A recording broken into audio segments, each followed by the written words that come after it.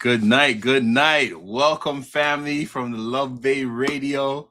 Glad that you are joining us again today for another amazing episode on the Champions Table. I am your host, Nigel G. Hunter, and we got some fantastic things happening. As you know, it's still Black History Month, and Black History it's not just 1 month, it's 24/7, 365 days a year. We got some amazing things happening. As you know, the Champions Table is where leaders, visionaries, and everyday heroes come to share their stories of purpose and triumph. And we got a special guest today that I'm excited to spend some time with. So open your mind and join the conversation. Pull up a seat at the Champions Table. And this is a place of growth, resilience, and talking about the champion within us. And this is what we're going to be doing today. So today in this episode, we got a special interview with the lead pastor of the EKM Toronto, Pastor Colvin Chambers. So let's join me in welcoming him to the Champions Table. So, man. What's good? What's good, man? What's up, man? You good? Yes, man. I'm good. First and foremost, man, how you feeling, man? I'm feeling good. Had a busy day today, but I'm feeling good. Okay, that's good to hear. Good to hear, man. Busy in a good way. Busy in a good way is always good, man. Yes. Busy in a good way is always good, man. Yeah, so we're gonna get into a conversation. So let me start off by this. For those who don't know, who is Colvin Chambers? Like, tell me about your family. Where did you grow up? What was family life like? All of those good things, man. Let's start there. All right. Well, in a nutshell, I'm married. This June will be 13 years. I have two sons. Yeah. They're men now, 21 and 25, which Wow. I'm proud of in terms of raising them. So yeah.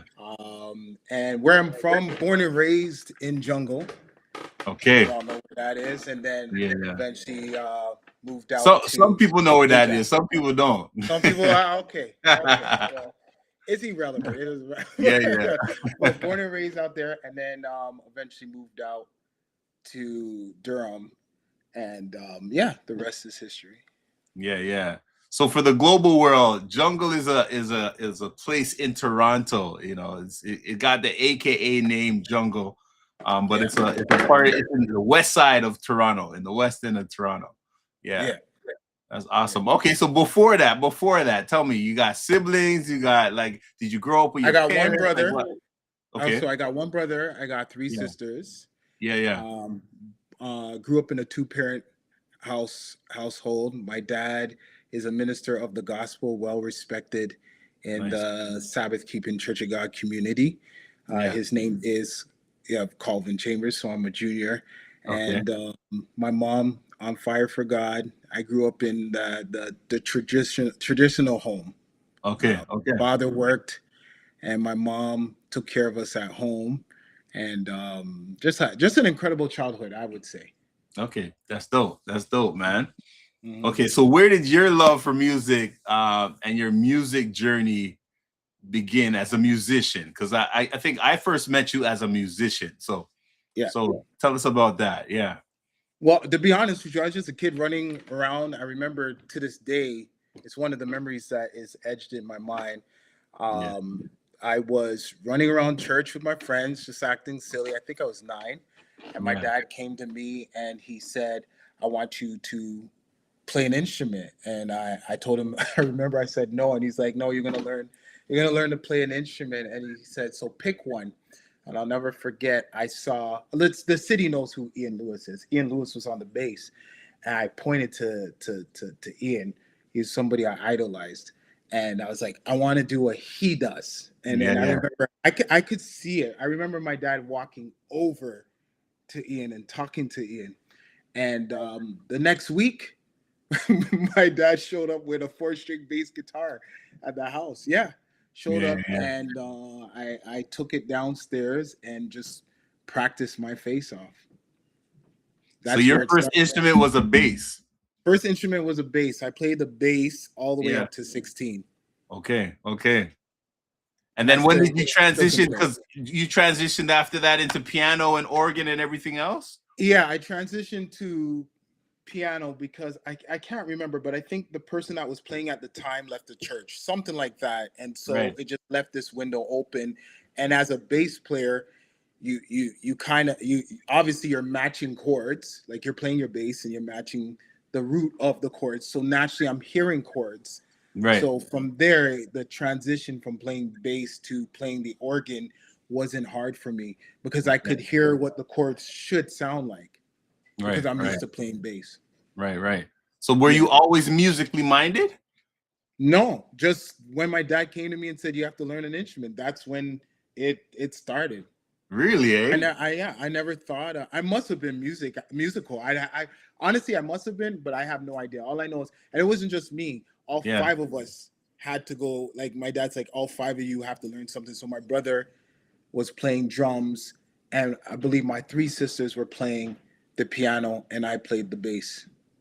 That is amazing. That's dope, man. To just Yeah. pick that up like that, that's pretty awesome, man. You're Well, I didn't pick it up like that. It took I me know, I years. know. It took Yeah. practice. It took Yes. practice. Yeah. Yes. Yeah, Yeah. definitely. Okay. So tell us about when did talk to us about your experience in the music industry. The my experience in the music industry was quite tricky. I Yeah. use that word intentionally Yeah. because at the time there still really isn't an industry to me personally Right. in the city of Toronto or even Right. in Canada for that for gospel music. But Right. imagine coming up during my time where it was just a struggle altogether, Right. and so that it was tough for me, but I had a love for music. It was something that I fell in love with, and it's all I wanted to do. Right. It's all I thought about. It's all I wanted to do, and I thought I would do it for the rest of my life. Yeah. Yeah. Yeah. Yeah. But Yeah. it was great times in the 90s. I Yeah. remember we can go from concert to concert. We didn't need Americans involved. There was like at least 4 or 5 concerts going on at once at the city, and we Yeah. would do concert hop and go to see this choir and that choir. And I remember everything: Genesis, Teen Jam, uh, man, just there was so much Faith Outreach, Yeah. Yo Yeah. MC, uh, Wab. WAB. Uh, but and then of course, Fake Carell was the one that showed us that this thing can be recorded and done and all of that stuff. Well, I would say Yo MC. Yo MC to me is the greatest choir of all times in the city of Toronto. That's just my personal thing. Personal opinion. Okay. Oh yeah, they're the greatest of all time. But Yeah. they opened the door. Sharon Riley opened the door, and it allowed us to see that this thing can be done. Yeah. Yeah. Yeah. Yeah. So some of Toronto's most iconic musicians can trace their beginnings to working with you. Some who have gone on to work with Drake and other internationally known artists. Have you always had an ear for talent? That I will say I have, and I still Yeah. have it. I Yeah. don't. I again, I don't know where it comes from, but I can just hear somebody fooling around, and I'll say that person got it. Yeah. I knew. I knew the day I heard Adrian Bent. I knew for a fact this guy is a star. Yeah.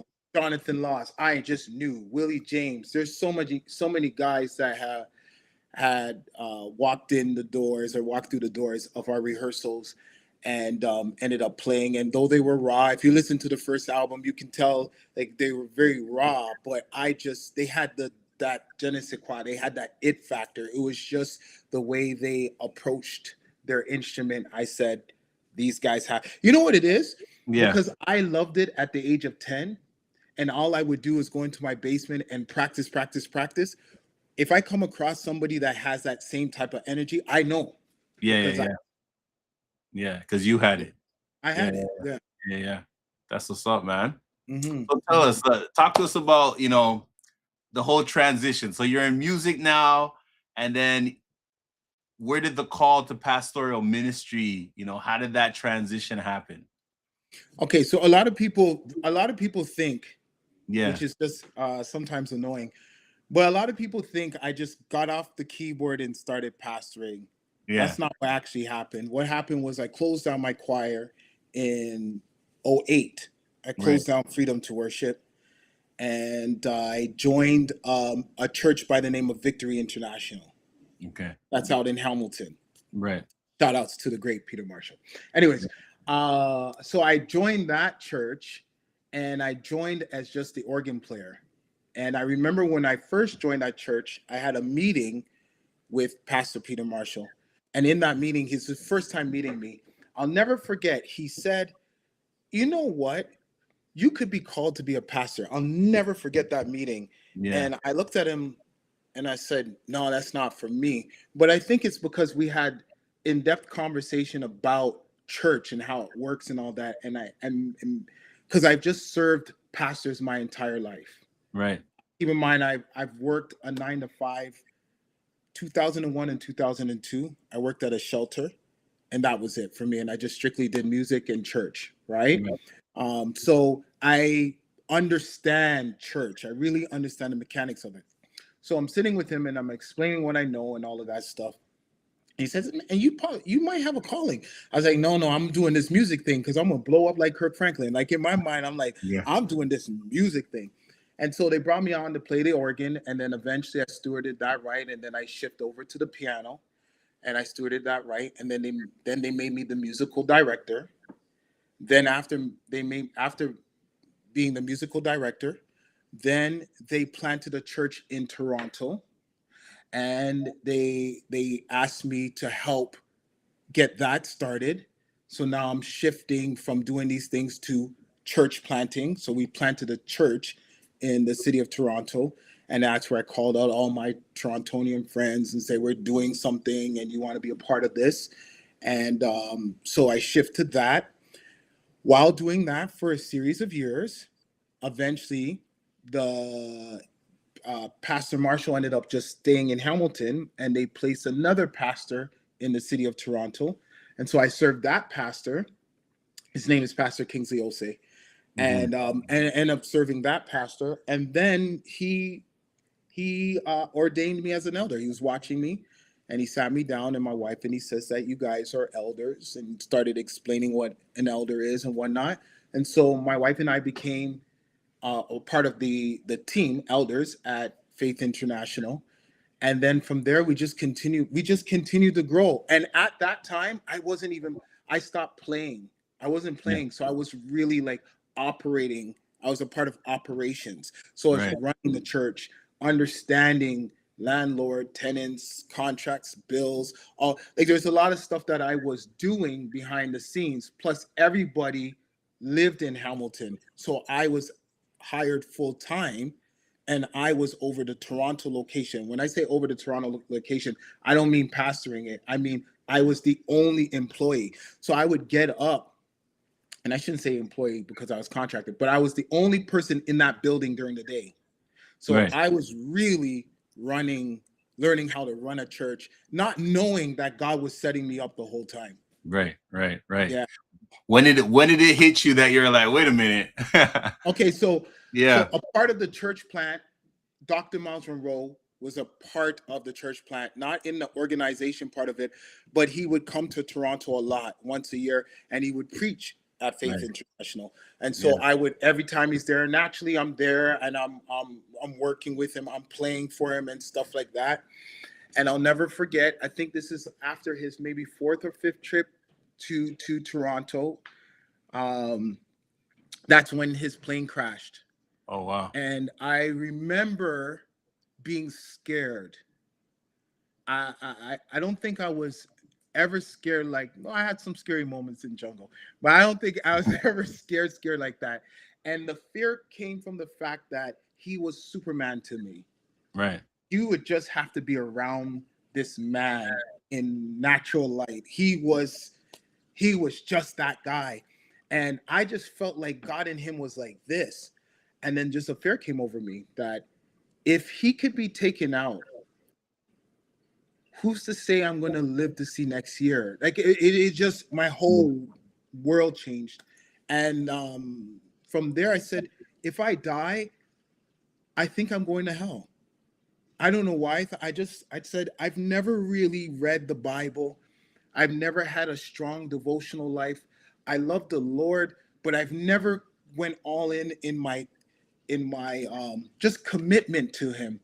And that death shook me so much that I said, I'm going to take God serious, because if someone that close to God, who's making such an impact, if he didn't escape death, and you know, when you young, we all think we're going to live forever, but I was Right. like, if God could take him, uh I can go. So then I started taking my walk serious, and that's when my devotional life, every day I was praying. I started the fast. Now it started with fear. I was afraid, but then the fear subsided, and then it turned into a relationship. And this is 2018, then 2019, and during 2019, this is me submitted to God, strong devotional life. I'm not seeking him for anything. I'm not asking him for anything. I'm just trying to get to know him. And I would say, after a year of doing that, one day I was praying and I heard him clear as day. He said, I've called you to be my prophetic pastor. I'll never forget that. Mm. Um, I told my wife, and I told the pastor at the time, and I said, the Lord told me I would pastor in 2020. Now that was a shock to everybody, because it's like, you've never preached before. We've never seen you in that light. I said, but this is what he told me. Now I want you to keep in mind, I did not go to God for gifts, talents. I did not fast for exposure. I was not on Instagram. I don't think Instagram was big then. I wasn't on Facebook. I disappeared. I was afraid for my life, and I disappeared. And in that fear, I stumbled into a relationship with God. And Yeah. that's when he told me. Yeah. Yeah. That's amazing, man. That's Yeah. amazing. So talk to us about EKM Toronto. How did what first, for those who don't know, what is EKM Toronto? Tell us. EKM Toronto's Encounter Kingdom Ministries. Encounter Kingdom Ministries, EKM Toronto. And our Yeah. goal is simple: to make the gospel accessible to the everyday person. That's our slogan. We're just Yeah, yeah. making the gospel accessible to the everyday person. That's awesome. That's Yeah. awesome. Yeah, yeah, yeah. So how did it start? How did EKM, yeah, how did it start? Well, there's a few things that happened. First and foremost, so when God told me I would pastor in 2020, I remember I stumbled on a clip, and there was this clip that talked about the three things that need to happen when you're called. One, there needs to be an inner witness. Number two, there needs to be an outer witness. And then number three, there needs to be an opportunity. Mm. And so I had the inner witness. Keep in mind, I never preached. I don't know nothing about that, but I know how to put a church together and run it and all that stuff. And my life with God is like this at that point. And so there's an inner witness to me. Now, a lot of people know this, but I was the custodian at my church. I volunteered to do that because the person who was cleaning the church in, I think, 2012, they quit. And so I was cleaning my church from 2012 all the way up to 2020. Mm. Sorry, 2019, the beginning of 2020. So I was a custodian. And so at the time, I told my wife, I told my family, told the pastor, and then I was going to start a church. I had a dream, and I woke up in this large auditorium, and the mics weren't ready, the sound wasn't ready, the carpet wasn't ready, and I remember seeing the crowd just go like this and shrink. And then after I woke up out of the dream, I told my wife, I said, I know what this dream means. She said, what? I said, I'm not to plant a church, so I'm not going to plant one. I'm just going to wait. Right. And that's when I came up on that clip that says there has to be three things. And so most people stumble on the last one, and that is the opportunity. So one day I'm mopping, and this gentleman comes to me and says that the Lord told him that I should be ordained. Mm. I'm dead serious. Like, it's nuts. Yeah. And so he introduced me to some people, and they gave me my full credentials. I didn't Wow. preach. Yeah, full credentials, everything. Never preached a day in my life. Wasn't out there like that. There was no short clips. There was nothing. I was mopping, and I was fully accredited by a reputable organization, by the way, where Yeah. the criteria is to have a degree in seminary. Now, I had none of those things. They gave me the highest status just because they felt that I should have it, which is nuts. So that was number 2 off the list. And so I said, okay, number 3 is now I have to wait for the opportunity. That was the hard part, but Mm-hmm. eventually an opportunity did come. It came in December, and that's when December 2020. 2020. Like it Wow. was down to the wire. I mean, everybody was saying this guy's a false prophet, he's a liar, and all that. And I was like, God, no, I was, I was like, God, please don't do this to me. Please don't do Right. this to me. Maybe I didn't hear from you. And Right. just like that, a minister in the city came to me and said, they wanted to relaunch the ministry, and he said, I believe you're the right person for it.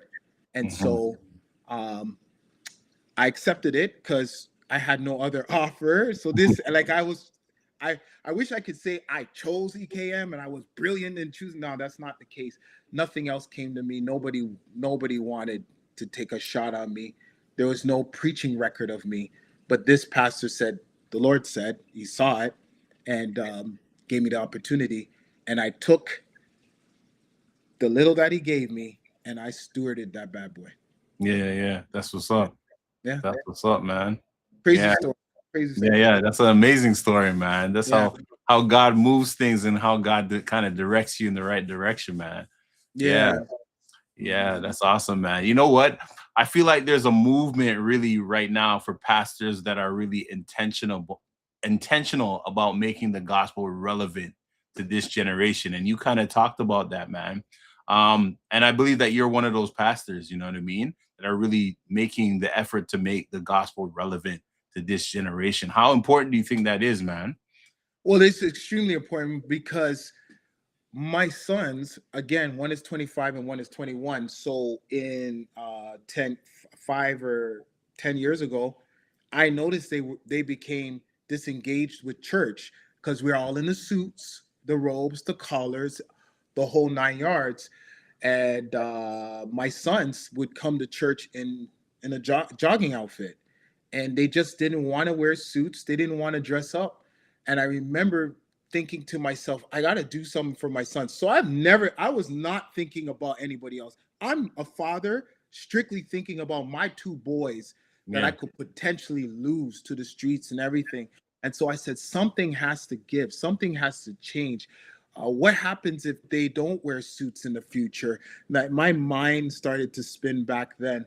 But the real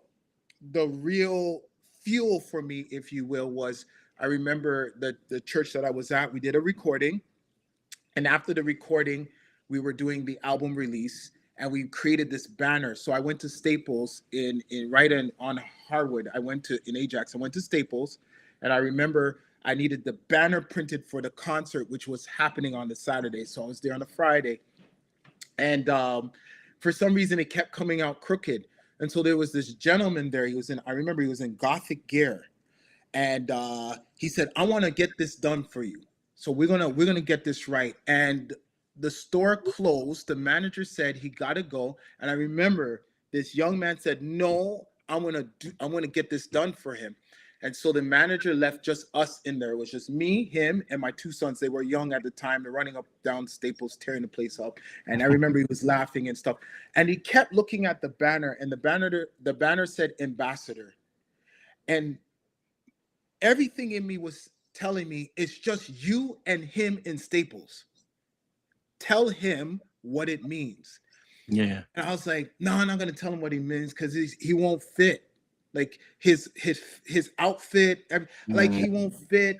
It won't work. And God is wrestling me down. This man was there wrestling with this thing for an hour, and full hour, and I fought myself to not say anything to him. And then he said, I can't get this to work, but come back on Monday. I'm gonna work this out for you. And I said, bet. So I went and did the concert. Concert was packed. Things was crazy. It was amazing and all that. So Monday now I show up and I was like, hey, I'm here to see I can't remember his name. I think it was Matt or something. I'm here to see Matt to get the banner done. And the people started to cry. So what happened? They said he died on the weekend. Wow. Now I want you to think about this. Wow. I'm in Staples Staples is closed. The door is locked. Everybody has left. And he stayed back to make sure Mm-hmm. that this banner was created to my liking. It was just me, it was just him for 1 hour. There's Yeah. nobody around that could be like, don't talk that Jesus talk here. I had every opportunity and I fought it because in my mind, he don't fit church. Mm. So now that I'm a pastor, I said, screw all the religious stuff, screw all the traditional stuff, screw it all. That's just how I feel. And it hurts me because I feel like on the day of judgment, like I'm gonna have to give an account for that moment because that was the day I fought God on something that I knew I should have done. And so I said, no, I'm going to make this thing accessible so that if he was alive today, he could come to EKM and fit right in. Right, right, right. That's the ministry that I'm building. And that's what it's really about. You know what I mean? That's what it's really about. Where it says God doesn't judge, the appearance and so forth. He judges the heart, right? And he Yeah, sees way beyond what we're so caught up in. You know what I'm saying? yeah, And that whole notion of fitting into this church, you know what I mean? It's irrelevant, especially in this generation, right? yeah. Here's Yeah, if yeah, it ain't in the Bible, I don't really care about it. If it's yeah, not, there's only one tradition the Lord asks us to keep, and that is the communion, which is what we do at EKM. But it's just too much to explain. Okay, this is a collar. This is purple. This is why we wear purple. This is this. I like it. Don't matter. Jesus didn't even wear this stuff. So we don't do it at EKM. We strictly open the Bible. We just preach it. We're expository preachers. Expository means we are giving you context to the text. We are not bringing ourselves to the text. This is Paul. This is who he's writing to. This is the problem that's happening there. This is the problem that he's addressing. If we have this problem, this is how we're to respond to it. And that's how we run EKM. yeah. That's what's up. That's what's up. Yeah. So you know what's different? I know, especially my generation, your generation, we were, we were growing up where our parents, would tell us to go to church. We gotta wear certain things and do all those things.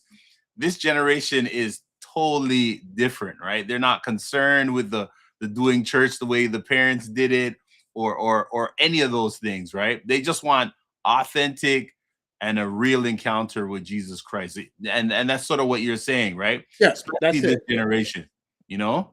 Yeah, that's it. That's all They you're don't gonna want, get. they don't want the fluff. You know what I'm No, saying? that's all you're gonna get at EKM. And Yeah. there's people who've come to EKM and passed me by, and after a while, someone says PC, and they're shocked that I'm the pastor Yeah. Yeah. because you wouldn't know. I look like the people. You would Right. never know. People come to EKM and then there's, oh snap, you're the pastor. You would never know because I look like everybody. Right. I roll with everybody. Right. It's just the way I feel. My calling to me, and I'm not liking myself to the great apostle Paul, but there was a contention concerning the Jews and Gentiles, and he addressed Peter because Peter, you when you're with the Jews, you act a certain way, but then when you're with the Gentiles, you're a different way. Like when you're with the Gentiles, you're with the ripped jeans and the J's, but when you're the Jews, you're and it's like this is not working. This is not working. And Right. Paul eventually, through a series of events, ended up saying, you know what? I'm a minister to the Gentiles. I believe that that's what God has called me to be and do, to Yeah. minister to the Gentiles. Right. But in this context, by which I'm speaking, it's the non-church, the people who don't know churchanese, the people Right. who don't have Christian parents, the people like just non-church people who Right. just legitimately want to know who Jesus is. Right. Right. Yeah. The fundamentals. Yeah. Yeah. And that's the thing I've noticed with you is also that you're very intentional about humility, you know what I mean? And keeping that level of humility. Where does that come from?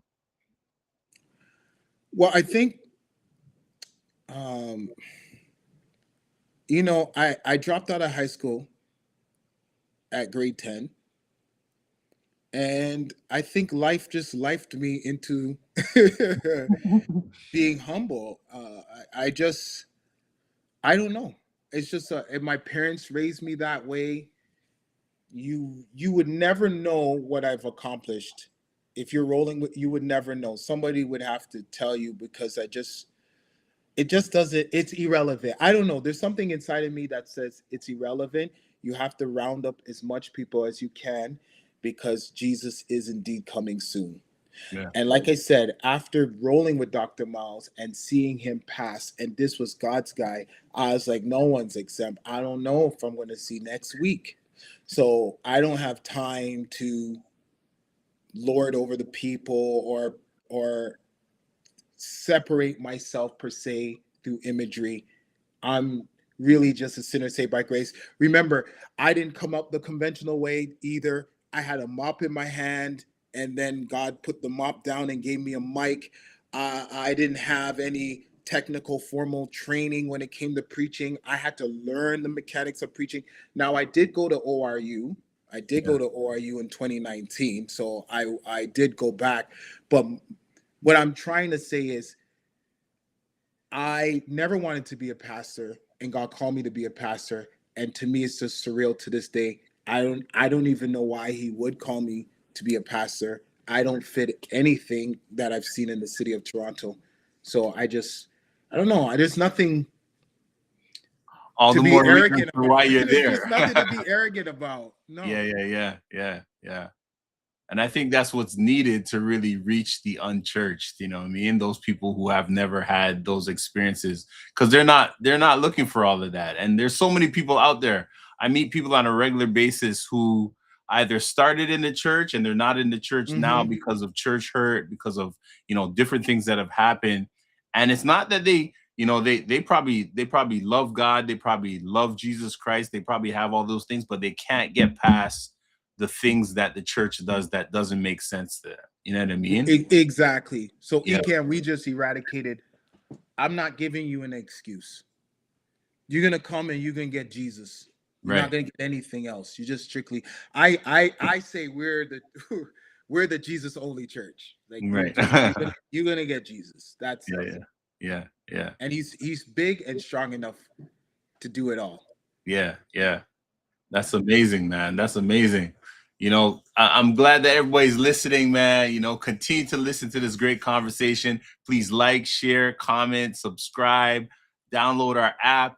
And we're in the Apple Store, we're in Google Play, and please visit the website and donate to Love Bay Radio. We got great things going on, and call in. The number is 437-778-3299. Call in so you can have a conversation with Mr. Colvin Chambers here as we dive into this, man. So let me ask you this, man. What is the church gonna look like, or what should the church look like in 2026 and going forward? Your opinion. What do we need to do differently? What do we got to switch up? What I'm saying? Like, You know what? I will say there's no universal look. Kirk Franklin said it on the Breakfast Club, which I think is so dope.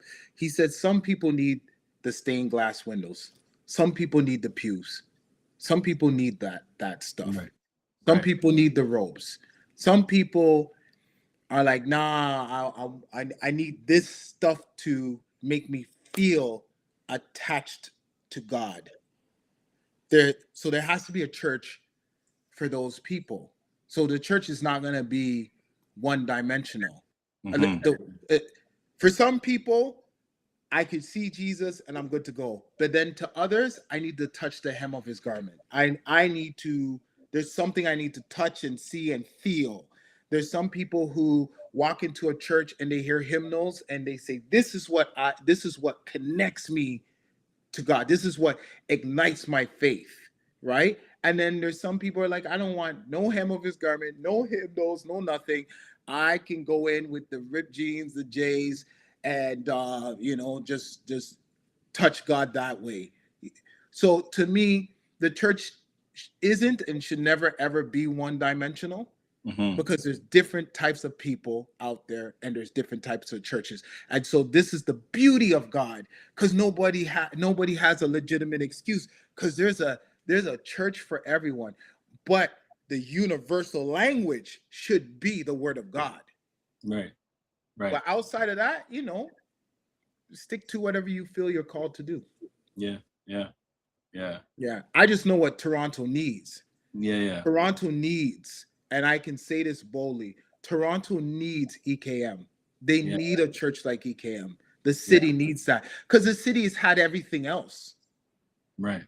You know what I mean? And during COVID, none of us were dressed up. We were doing this during COVID and we still had to touch God. So when I came out of it, I'm like, so then that's proof that we don't need this stuff. So the city of Toronto needs EKM. Yeah. And it's Yeah. evident because we're now at 2 services. It's growing. We have children's church issues. It's just packed. We're turning kids away.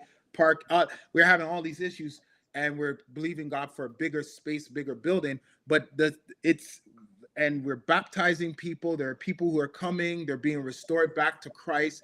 They're learning about Christ for the first time, and it just feels refreshing to me to have all these babies in the room who are eager to hear about Jesus, and they're like, can we just bypass all that stuff that you grew up with and just give us. So the city needs EKM. And for those who are offended by that comment, stick around for the next 5 years. You'll see it needs ministries. Let me say it like this. The city needs ministries like EKM. The city also needs other ministries, but it needs ministries like EKM that is not traditional and not religious. Yeah. Yeah. Yeah. I hear that. Look at 2819. That if that is not a sign of what people are crying out for, give me just the Bible. If that's not a sign, and we were doing this before that church popped. So it's funny. In 2021, somebody walked into our church and they heard me preaching and they saw me and all that stuff. And they said, I found your twin. I say, who? Yeah, have you heard of this guy named Philip? Anthony Mitchell. Never heard of him. And then I think the person linked us together on IG. That's a whole different story. At that time, his church was, I think, Victory Church. And he wasn't popping or whatever. And I checked him out. And whatever, I'm like, I see the resemblance is we just strictly teach the Bible. That's what it is. But I knew definitively that that's where church was going, where you're teaching the Bible and we're getting rid of the fluff. Right. And those who don't want to embrace it, well, you'll see in the next 10 years. And the church will shift from that and it will continue to morph. But that's where we are, just straight up. Yeah. So what do we have to look forward to when it comes to like EKM Toronto? What do we have to look forward to, man?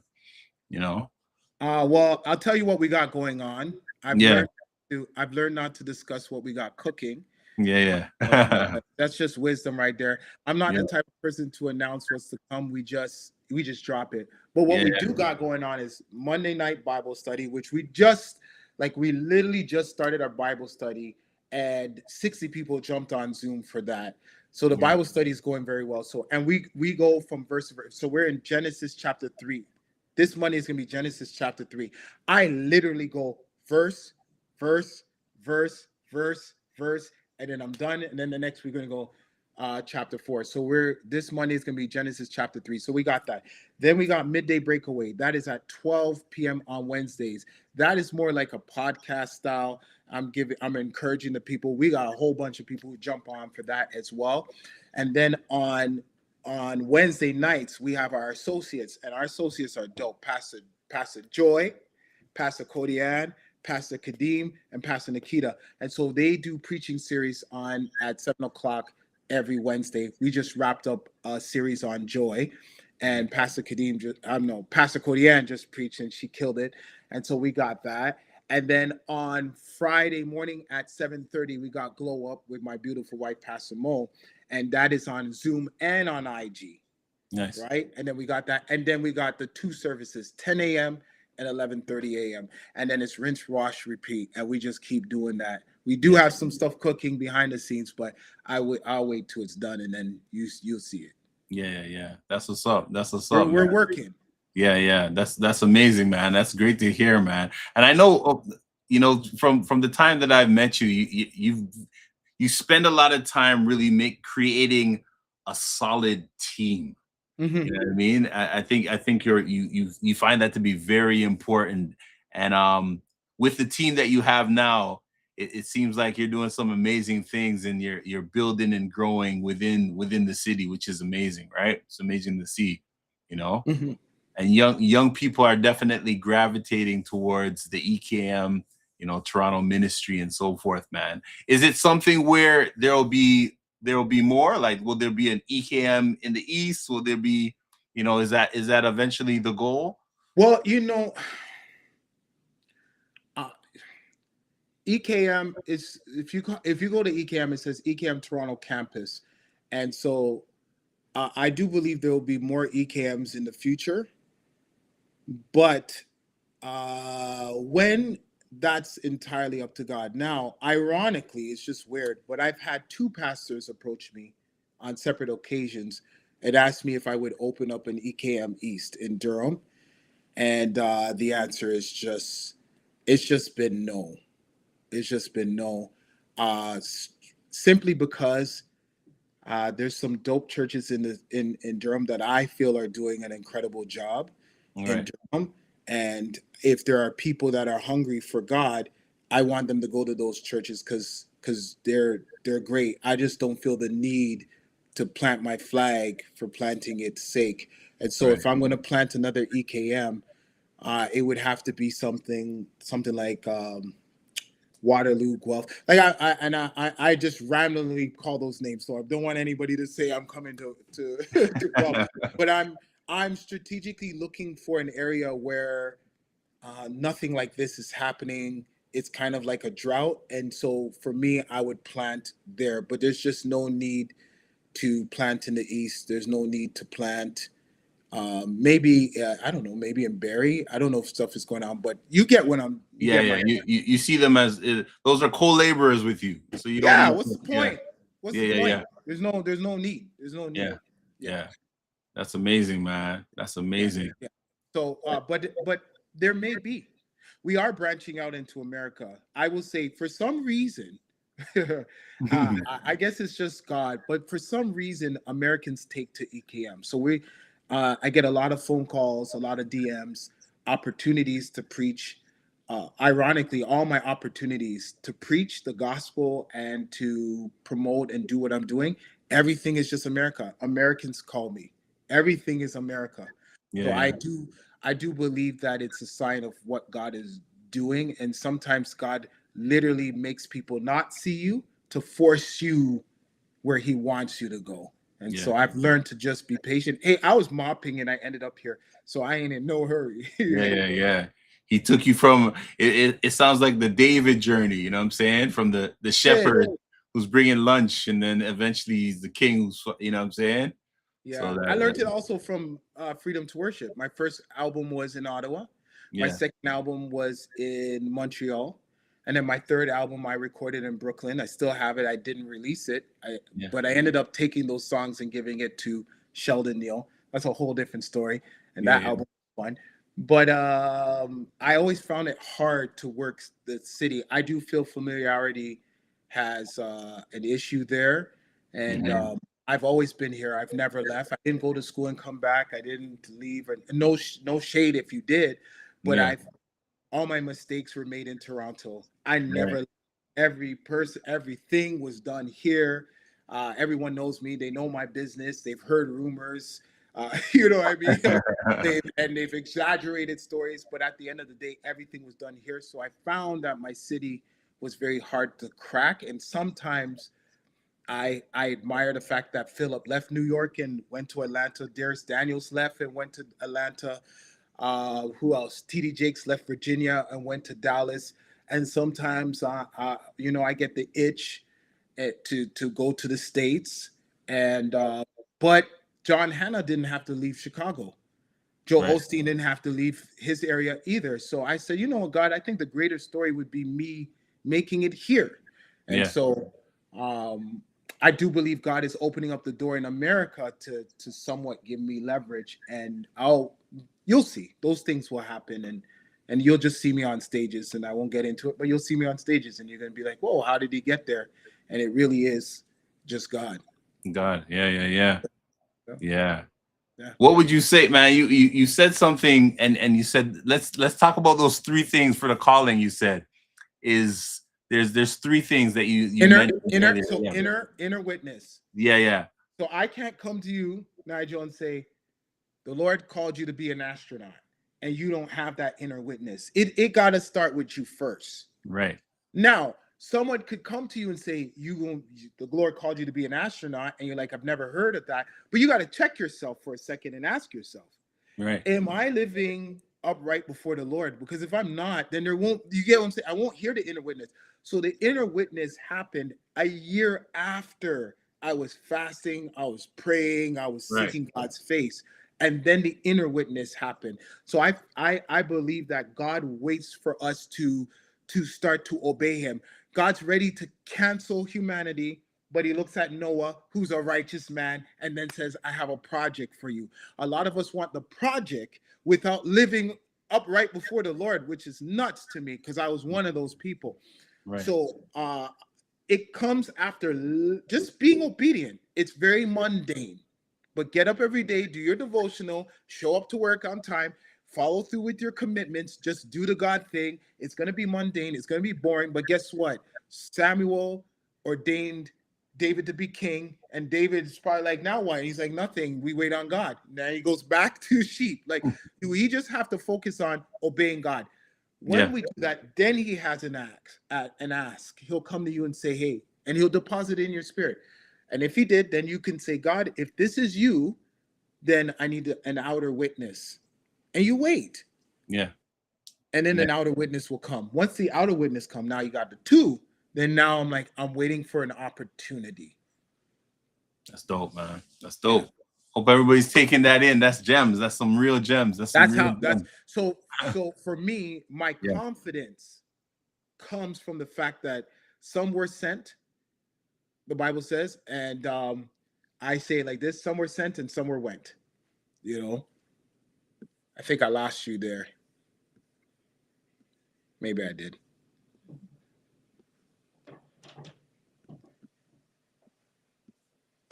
I think I did.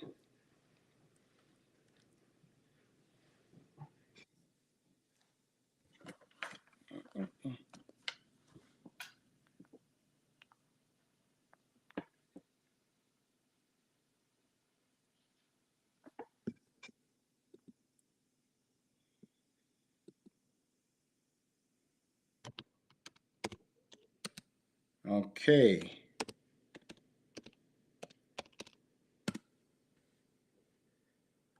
All right. I don't know what happened there, but if y'all are still listening, some were sent and some were went. I heard a preacher say that some were sent and some were went.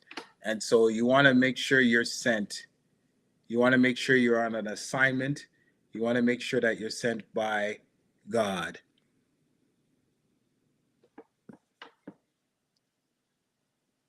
Okay. I'm not sure what are they asking me to do. All right, there we go. You back on. But I can't hear you, fam.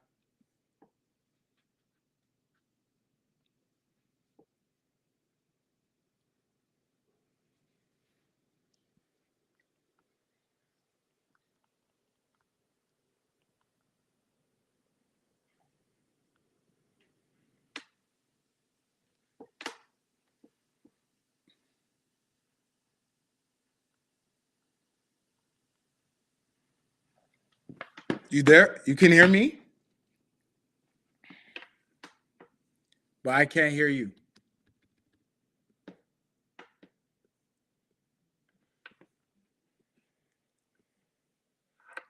I don't know. There we go. I think I hear I mean, you. But there's a delay with your mouth, but I hear you. there's a delay. Hold on. Let me. What about now? Uh-huh. Okay, there we go. There you go. There you go. Are you are you still there? Boss man.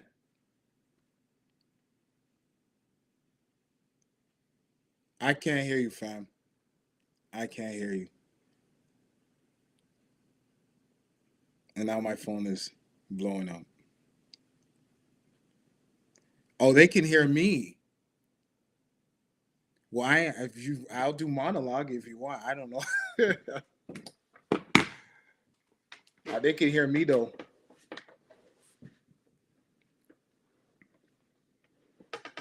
Well, you want to conclude this? I don't know what you want to do. Okay, I'll say this while we wait on Mr. Nigel. If you want more information on who we are and what we're about, go to ekmtoronto.com. ekmtoronto.com. All the information is there. We are Encounter Kingdom Ministries, and our goal is simple: to make the gospel accessible to the everyday person. How do we do that? We do that by removing the tradition of men and religiosity. These are things that oftentimes get in the way of us interacting with Jesus Christ himself. So we removed all of that. There's no hierarchy at EKM. You come into the building just as you are. We have a blast. Some people say, does God move in that atmosphere? Yes, he does, because we're intentional about the very presence of the Lord. And so we've experienced powerful moves. And you can check us out. If you don't want to visit right away, you want to check us out, go on YouTube, type in EKM Toronto. You will see the service up there. And then you could judge for yourself that the Lord is doing incredible things. And again, we got Glow Up at 7:30 with Pastor Mo on Fridays. We got Midday Breakaway, 12 o'clock every Wednesday. And then we got our associate team preach 7 p.m. every Wednesday. And then yours truly, I teach Bible study every Monday night, where we go line upon line. And you want to be a part of that because it is just incredible. And if you're an early riser, you want to be at the 10 a.m. service, because that's nuts. And then we have an 11:30 service, which is just as crazy, where we get a little more turned up then. And that's pretty much it. I love the Lord. I'm married. I got 2 kids. I raised them, 2 boys. Can you hear me? And Can you hear me? now I can hear you. Okay, bless. Yeah. All right, we back at it. We back at it. You know what I'm saying? Well, I never Technology left. tried to do its thing, but we back at it. Thank you for that, bro. Thank you for that. You know, Yeah. something Yeah. crazy Yeah. happened, but it's all good. It's all good. You were saying something, man. I don't wanna miss it, man. You were saying something before, just before, and I'm trying to remember what it was. Um, ah, now I don't remember. Now I don't remember. Yeah, you were beginning to share something, and then Oh, that I spoke about the 3 things you got to look yeah, for. yeah, and then you Uh, started getting into something else, and then I missed that part. I'd, we removed we removed tradition, religion. I spoke about America planting. I don't remember. Yeah, Sorry. it's all good. Sorry. It's all good, man. It's all Right. good. Right. I'm just glad that we got an opportunity to spend some time, man. And it's been amazing, man. It's been amazing to have you Mhm. on the Champions Table, Love Bay Radio. It won't be the last time, it won't be the last time. Please, keep us posted on the things that are happening. You know what I mean? Within Yeah. EKM Toronto. You'll see. You'll see. Yeah, You'll definitely see. We got things brewing. But like I said, I yeah, just learned. You know, just wait. yeah, No, yeah, yeah, it happens. When it happens, you'll see. yeah, yeah. That's what's up. That's what's You up, should man. visit sometime, Nigel. I'm gonna be Whenever there, you man. get I it. told you. I told you I'm gonna Yeah, make it out. I'm definitely gonna make it out so that I can be there, man. You know? yeah, yeah. Usually you got him. Troy came through too. Troy Crossman. Yeah, He yeah, came through. He had a blast. We got a few people who've come through and stuff like that. So it's yeah. The EKM is a special. It's a special church. It yeah, really yeah, is. And yeah, yeah. So I want to encourage those who are disgruntled with church, people who've had enough with religion, people who are going through church hurt and all the other things that come with it. I want you to know that it's all a distraction, because one day God will crack the sky and we're all going to have to give an account. And you know what doesn't work in heaven? Well, I was angry, or they did this so I did that. Those excuses don't actually work. At some point we need to shrug these things off and just work out our own salvation with fear and trembling. And so, if you're looking for a church that's a non-religious atmosphere where we just strictly teach the Bible and you are legitimately loved as you are, legitimately, you come to EKM, it's a family affair. We're having a blast where the presence of God is still strong. You want to check out, EKM. And if you're uncomfortable with coming to the building because you're shy or you're skeptical. Did I say that right? I'm like twisting Yeah. my tongue. Just watch the broadcast. That's what Start there. makes this Start thing there. so. Yeah, that's what makes this thing so fun. You know, you get to scope us out, you get to check us out, and then and if you feel comfortable, because there's a lot of people who's like, I checked out your broadcast, I was following you for a month or two, and now I'm here, and they love it. They're having a blast, and it's just a beautiful place. I would Yeah. go to EKM if I wasn't the pastor. Yeah. That's what's up. Yeah, That's I what's would up, go to man. EKM. Yeah. Yeah.